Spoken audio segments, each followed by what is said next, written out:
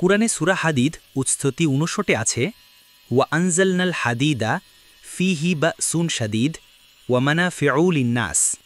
অর্থ, আমি লোহা নাজিল করেছি যাতে রয়েছে প্রচণ্ড শক্তি এবং মানুষের জন্য বহু উপকারিতা।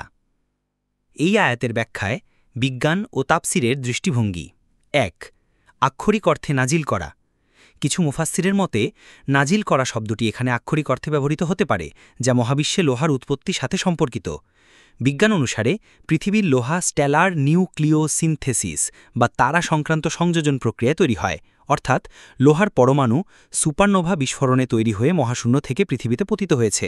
এই প্রক্রিয়াকে কুরআনের নাজিল শব্দের সাথে সম্পৃক্ত করা যায়। ২.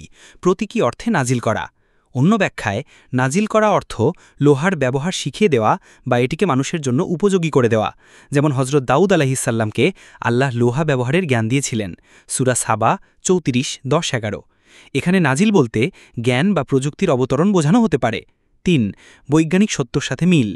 আধুনিক বিজ্ঞান কনফার্ম করে যে পৃথিবীর অধিকাংশ লৌহ গ্রহের প্রাথমিক গঠনের সময় 4.6 বিলিয়ন বছর আগে উল্কাপিণ্ড আকারে পৃথিবীতে পৌঁছেছে, যা কুরআনের বর্ণনার সাথে সামঞ্জস্যপূর্ণ। ৪. লৌহের অন্যান্য বৈশিষ্ট্য। আয়াতে লোহার শক্তি ও মানব কল্যাণের কথা বলা হয়েছে। লোহা প্রকৃতিতে অন্যান্য মৌলের চেয়ে ভারী এবং এর নিউক্লিয়াসে যথেষ্ট বাইন্ডিং এনার্জি রয়েছে, যা বিজ্ঞানের সাথে সাংঘর্ষিকময়। কুরআনের এই বর্ণনা বিজ্ঞানসম্মত, চাইলে আক্ষরিক বা প্রতীকী উভয় দৃষ্টিকোণ থেকেই ব্যাখ্যা করা যায়।